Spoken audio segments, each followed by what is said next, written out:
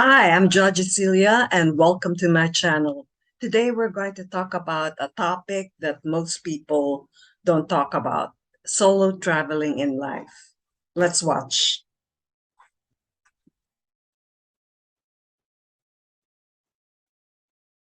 Well, I married a beautiful, tall, blonde Australian man in a courthouse outside of San Francisco. It was an interesting event. It was short and it was sweet, but we did plan to return. Shortly after our marriage, we moved to Australia. I packed up my life in San Francisco and I hauled it across the world. There, we planned to return after a year to plan the big white wedding, everything a girl dreams of. And sure enough, we did return. Well, at least I returned back to San Francisco to plan our big white wedding. There it all started. The wedding dresses, the cake, the bridesmaids. And the day that I picked out my dress, I'll never forget. It was the 80s. It had big shoulders. It was fabulous. Well, I went home to celebrate my find, and there I found a letter from my beloved. Oh, I was so excited. This was before the internet. This was before cell phones. This was before Facebook, so I couldn't check up on him. And the letter read as follows. Dear Teresa, the marriage is over. I've moved. I've disconnected the phone. I put your clothes and personal items in garbage bags. I just need to know where you want me to ship them. I was devastated. I fell into a deep place of depression, and I was so afraid to spend my life alone. Is there my clicker anywhere?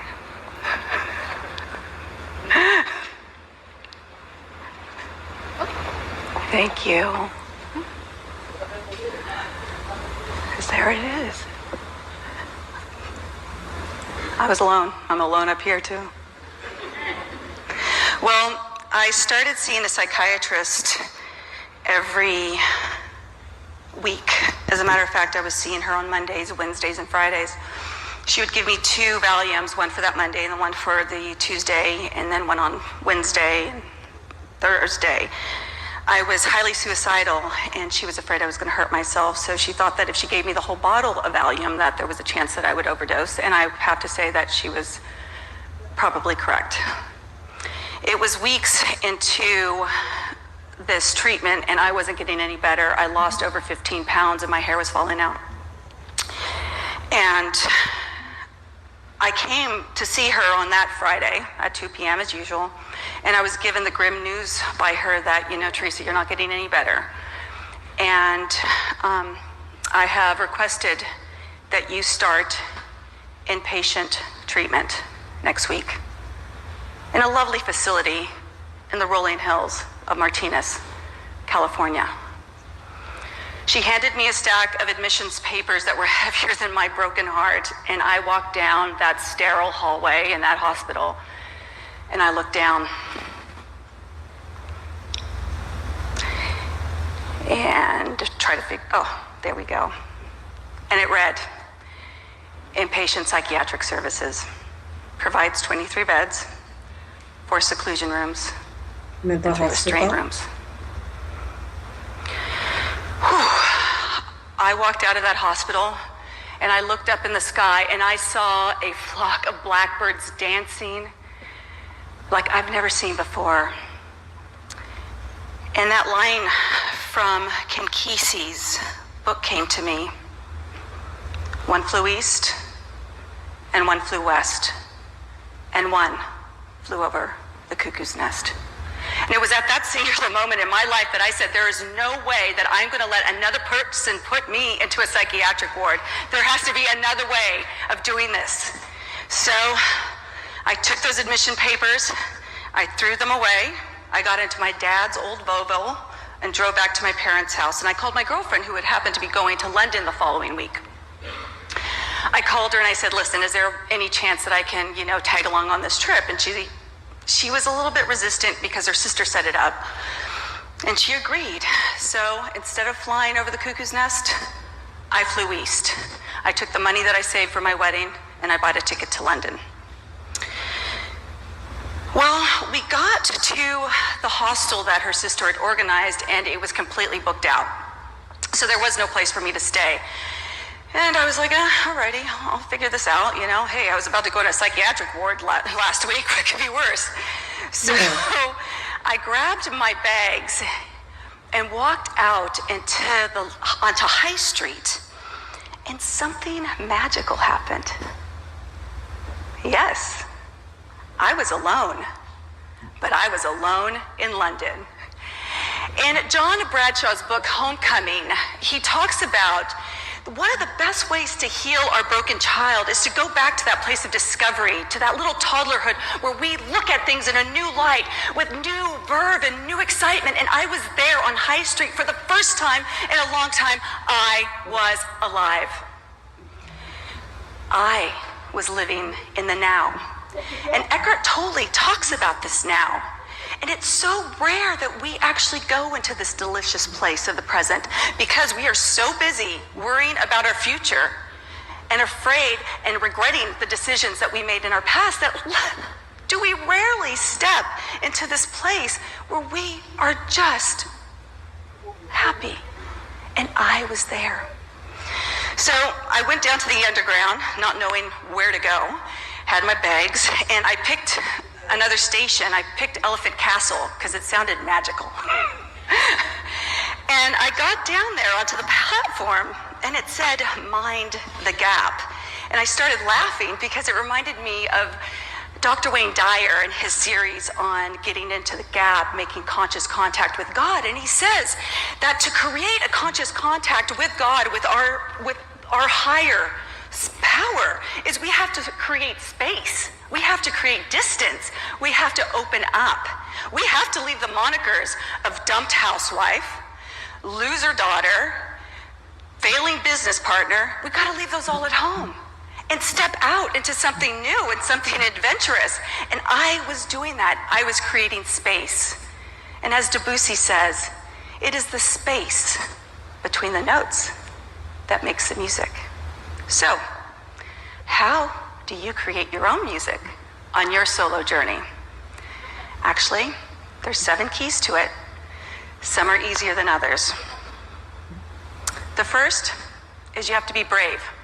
You have to take a stand and say, you know what, I'm going to do something and I'm going to do it for myself and I am willing to make a commitment.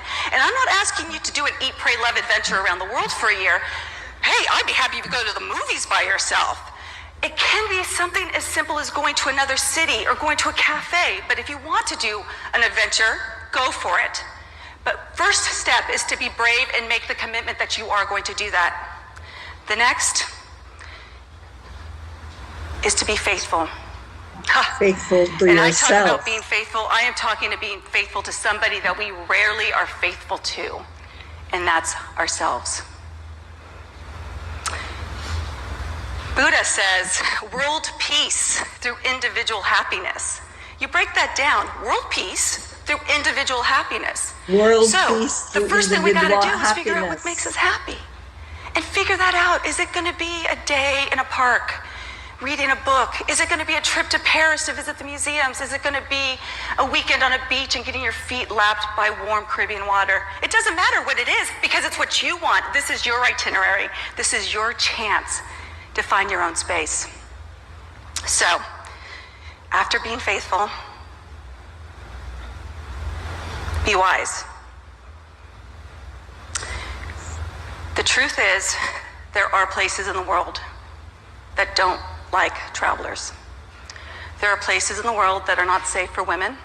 There are places in the world that are at war.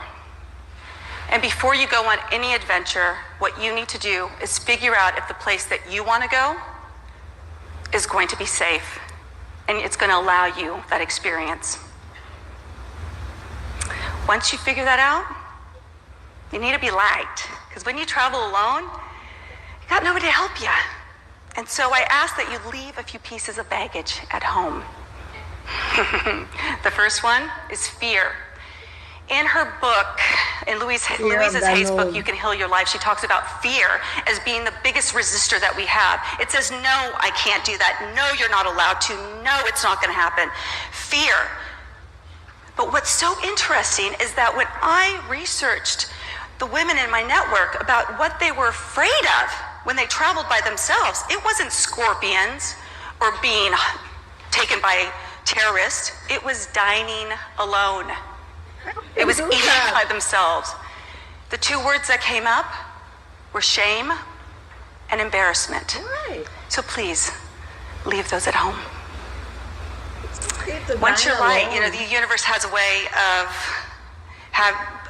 wanting to fill in the gaps. And so the best thing to do is when you leave something behind is to pick something back up. And so pick up some beautiful. The one thing that I always tell women when they travel, put on a scarf, put on a little bit of lipstick, and put a little snap in your step. It's amazing how the world views you when you've got that little bit of confidence. Another thing is patience. The truth is that a New York minute is not like a Hawaiian minute. Every culture rolls at their own cadence. So allow that cadence of wherever you might go to just engulf you. Ariana Huffington talks about we have a deficit in right now, and that deficit is time. We are so worried, we're so busy, we're scurrying, but the truth is that we all have the same amount of time. Is what are we going to do with it? You know, I say I'd rather be on a plane that is late than a plane that is on time and missing a bolt because somebody was in a bit of a hurry. You know, take a step back for those people that have got kids. Take a step back for those others that are in a rush. Sometimes it's not about leaning in. Sometimes it's about leaning back. Next is to be generous. And yeah, I would love it if everybody left huge, ginormous tips. But when I talk about generosity, I am talking about something greater. And it's the generosity of you, the compliments, being thankful, being respectful.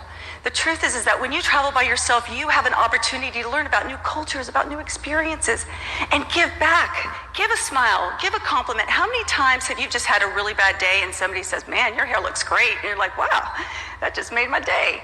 You can do that for people everywhere around the world that you travel. In his book, Flow, the author talks about that happiness is found when we live a purposeful life.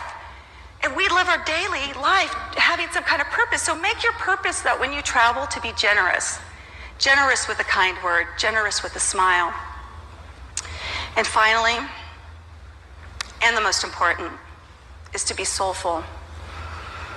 It is our responsibility to share what we experience on our trips.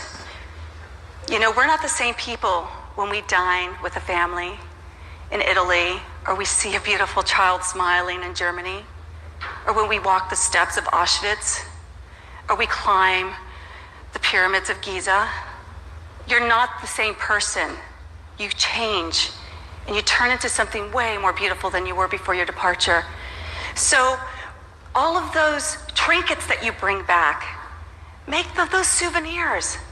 Be the knowledge that you've gained, the encouragement that you found, the inspiration that you gained. Let it be all of that understanding and wisdom about a new place and a new culture. And then when you get back here, share it with others. Because it's through you, it's through your solo travel that we can truly make this world a better place. Thank you.